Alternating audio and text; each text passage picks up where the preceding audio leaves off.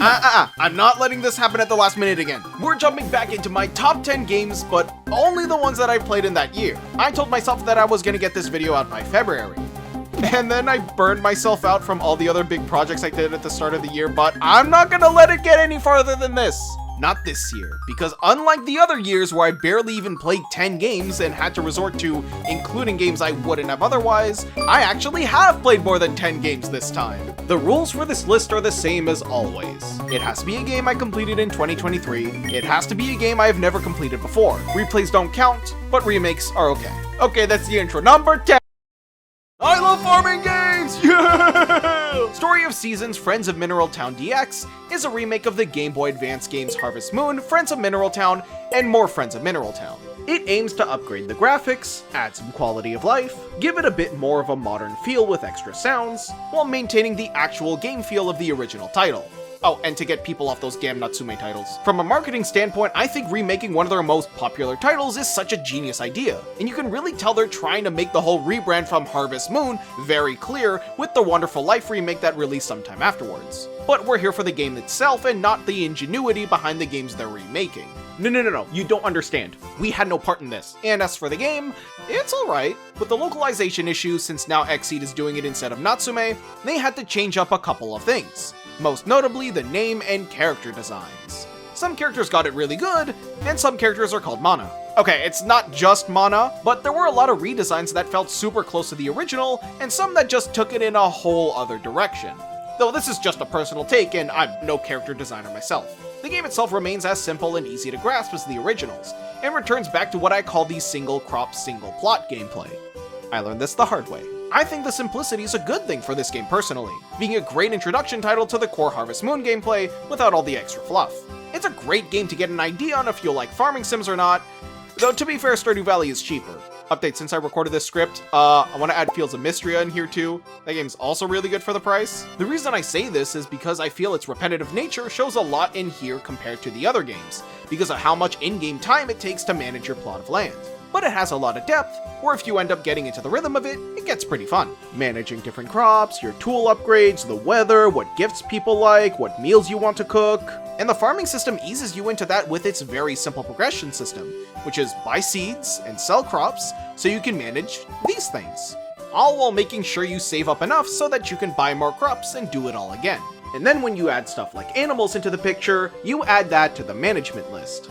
But that's about it. If you like that extra depth that more modern farming sim experiences provide, then yeah, this game will feel too simple and bare bones for sure. That's what being a remake of a game from 2003 will do to you. But if you're just starting out and want to get a taste on what the games are like, this is a nice starting point. And then you can work your way up to the other variations like Trio of Towns. Okay, but despite this partially being a joke, it's my second favorite game of all time, so if you are looking for a modern farming sim with tons of content utilized and paced incredibly well, this one's the GOAT. Okay, I just realized while making this list that I have 2 deluxe titles here, but we're rolling with it. Kirby's Return to Dreamland Deluxe! This was my second Kirby game ever. The original, not the deluxe, so I have a lot of nostalgia for the game. Specifically memories about trying to get my sister to play with me so that I could play Player 2 Meta Knight. When it was announced, I was so excited to replay the game, especially with this game's emphasis on the multiplayer, only supported even more with the addition of Magoland. This game would have gone so crazy with online multiplayer and online arena runs. I should have learned my lesson with Star Allies. Other than that, it's almost the exact same as the original. Almost. Okay, jokes aside, it does add a couple more interesting things like new abilities, and it would be a disservice to not mention the new Magolor epilogue that was also bundled with this game, which gives you a whole set of extra bosses, new levels, and a whole skill tree for upgrading your Magolor in order for him to return back to his prime. While it does suck that they nerfed some copy abilities, especially since this is a single player game, overall it was a really nice game to go back to with the new games, modes, and refreshed visuals. Yeah, almost. Now we're getting into the list of games that I played and completed on this very channel. Surprisingly, plural. For starters, we've got Paper Mario: The Origami King.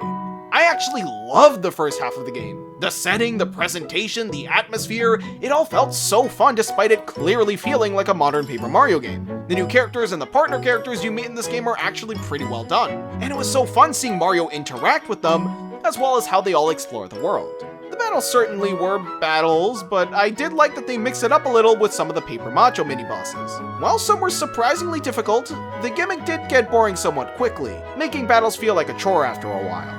When fans said they liked the puzzle aspect of the battles, I don't think they meant it like this. Now for the story, it kinda ties back to my original wording. I really liked the first half, but it felt like the game started losing steam right after the third world. Won't go into too much detail to keep this as spoiler-free as I can, but the fourth world felt a little too simple with all the islands. It was cute to sail around the sea, sure, though when you compare it to the previous chapter, which had some lore integrated in a really fun way, and the incredibly charming feel of the second chapter, it felt like it was missing something.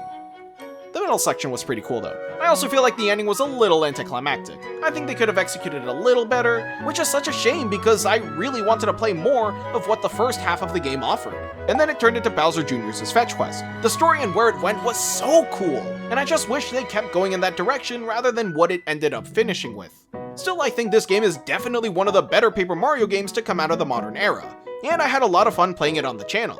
Despite its flaws and its adamance to distance itself from the first trilogy, I think it's a pretty solid conclusion to the modern trilogy. Also, Olivia is my favorite Paper Mario partner. Her whimsy, general writing, and overall silliness made this game so pleasant.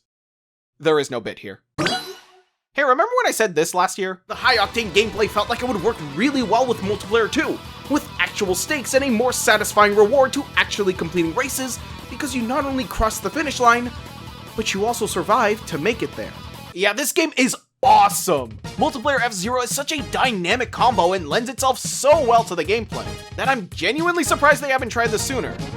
Well, I guess they didn't want to. The two main modes in this game are a replayable single race and a Grand Prix mode. The latter game mode being such a great use of the multiplayer 99 system, having real stakes and a scoreboard to make the game feel way more competitive and exciting compared to playing against bots. There's even a time trial system where players can practice on the courses offline, so you don't have to rely on getting the course picked in matches to get your practice in.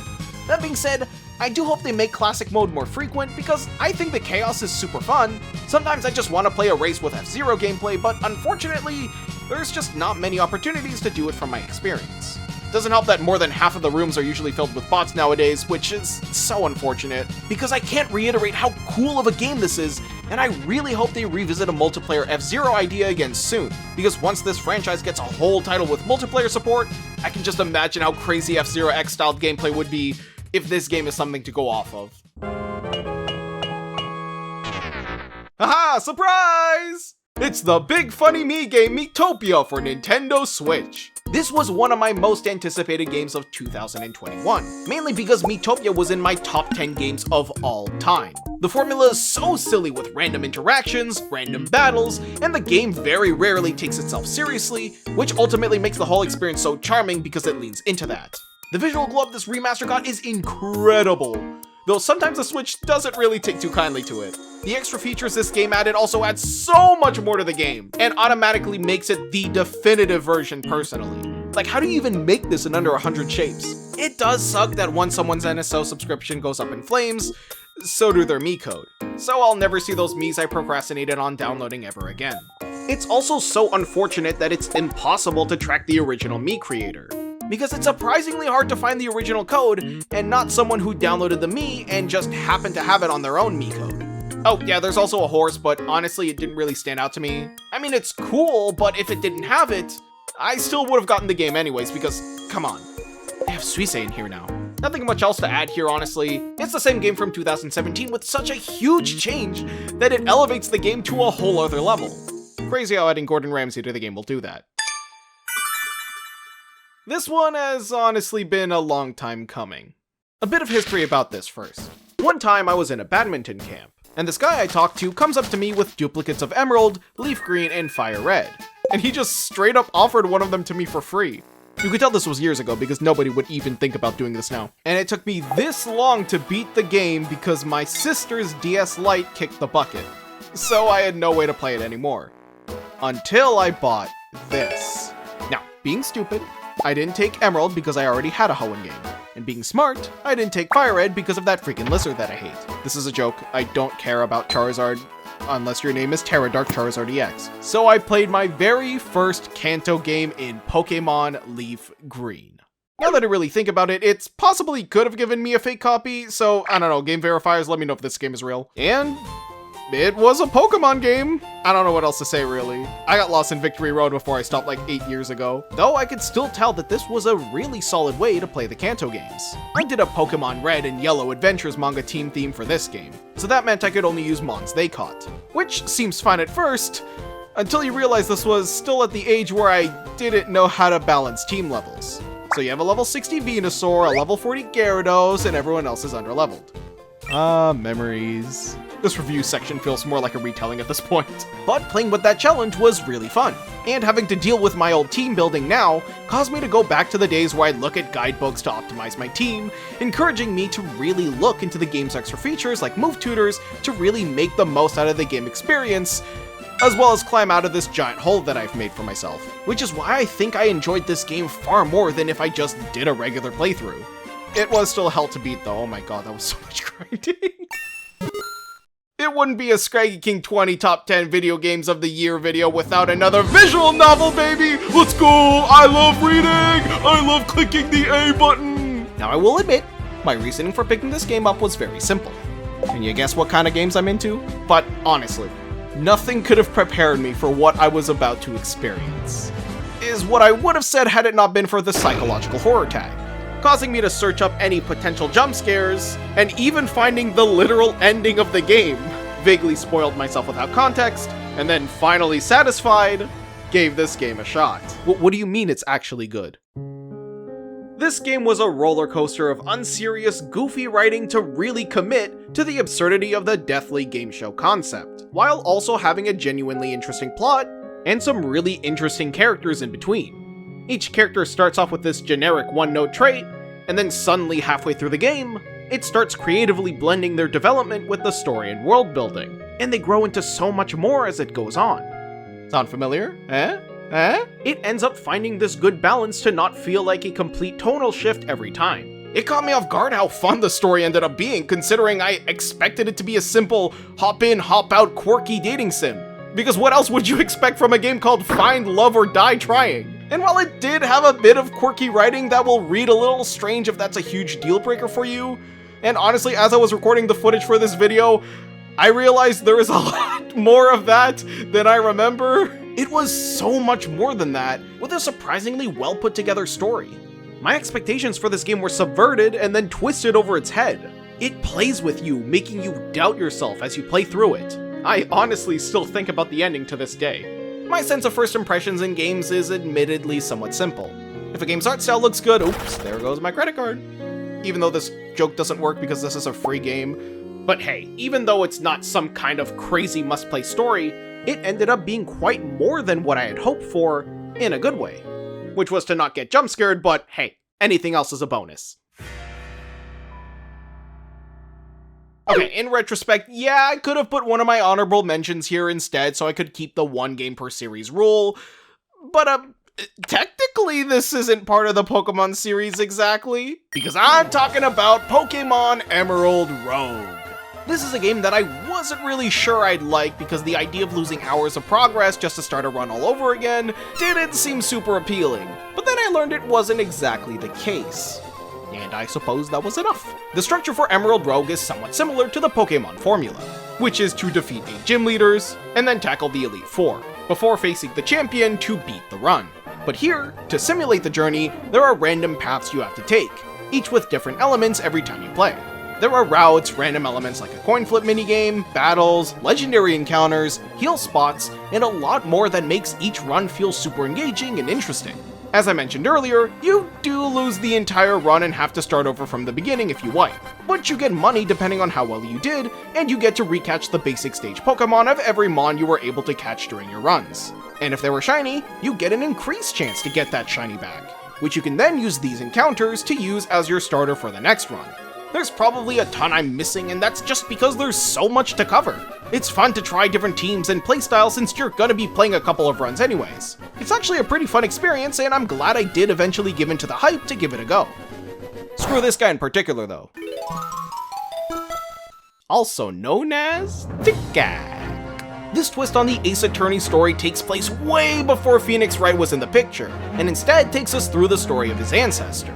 This game does an amazing job at just integrating the setting and the time period for its puzzles. The characters are incredibly charming and likable, and the story itself was very hooking and kept me engaged until the end. In fact, the story was so good, it managed to break the series' third case curse. Because while I like the Phoenix Wright games a lot, I really appreciated having each case lead into the other, whereas some of the other Ace Attorney games sometimes have those breaks in between. Yeah, it's just the third cases again. But because each chapter was a part of the whole story, it helped feel more cohesive without losing me partway through.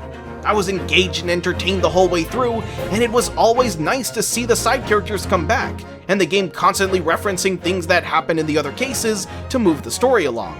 The structure just felt more solid and connected to me than all of the other Ace Attorney games. The trial puzzles were also super clever, and to me felt super challenging while not being too cryptic, making it all feel super rewarding once I figured it out. It also mixes up the usual Ace Attorney formula with the jury, which when it was announced back in 2015, I wasn't sure if I'd like it.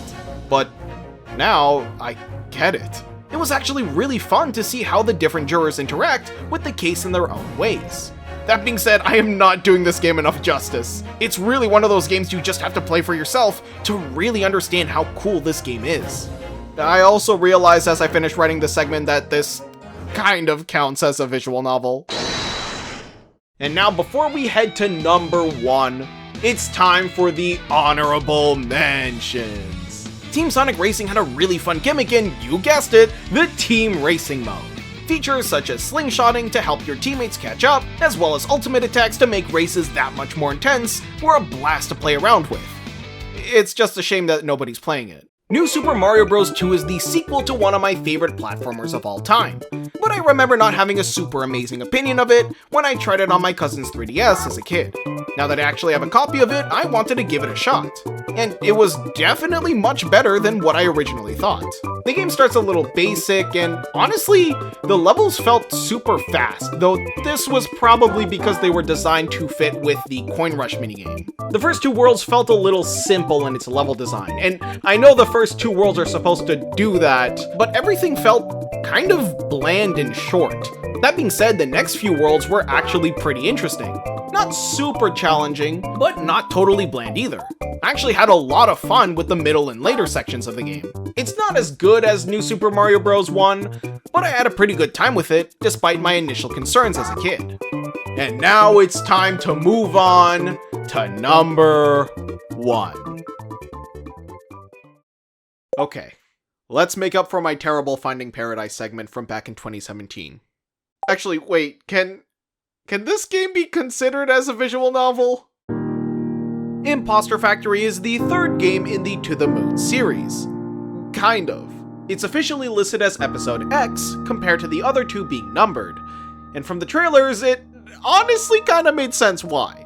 With all the shock value and general whimsy, which was why I had disliked Finding Paradise back in 2017, mostly the general whimsy part, on top of me not exactly enjoying horror content. I mean, come on. Even the Tomodachi Life worst ever cutscene scares me like a jump scare. I was actually considering skipping this time, because it technically was in episode 3, so I probably wasn't missing out on much. Fast forward to 2023, curiosity led me to this game anyways, so I bought it and checked it out to see if I was right.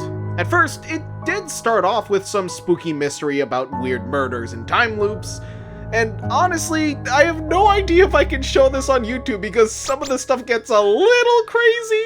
But now that I wasn't a dumb 15-year-old, I decided to keep going, putting aside my initial reservations, and the game still felt pretty to the moony in both presentation and humor. So I wanted to give this game a fair and proper shot. Considering this is number 1 on the list, you could probably guess how that turned out. Cause in the end, the murder time loop thing wasn't that bad of a setup at all. I felt like it was executed pretty well. Definitely not as bad as what I came up with when I saw the trailer originally. And then Act 2 started, and it was great. And the way the story was told making more and more sense, which is elevated because we're playing from a fresh new perspective, was such a welcome twist that I'm glad I didn't listen to my past self and actually went through this game anyways. Sure, it did have some of that wackiness Finding Paradise had, but I thought they handled it far better here. It hits the same moods that To the Moon hit, but with a completely different setting and story, making the whole experience feel fresh all over again. The soundtrack is as good as ever, the visuals have drastically improved from the first two games, with the atmosphere providing an incredible feeling when going through the game. This is my game of the year. Even just replaying it for B-roll footage, I almost just played through it all over again because it hooked me again. At this point, I might as well replay Finding Paradise to right my wrongs.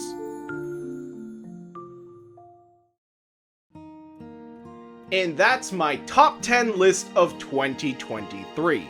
Honestly, this is probably my favorite list for this series. Sure, a ton of them were visual novels, but the games I played in 2023 definitely made a lasting impression on me, in both as a gameplay experience and as a narrative experience, giving me a bit of both. Writing the script and replaying some of the games for B-roll was a lot of fun, and probably the most fun I've had making one of these videos. And as usual, thank you so much for watching these until the end. I know I end up making these videos 11 months later than they should be.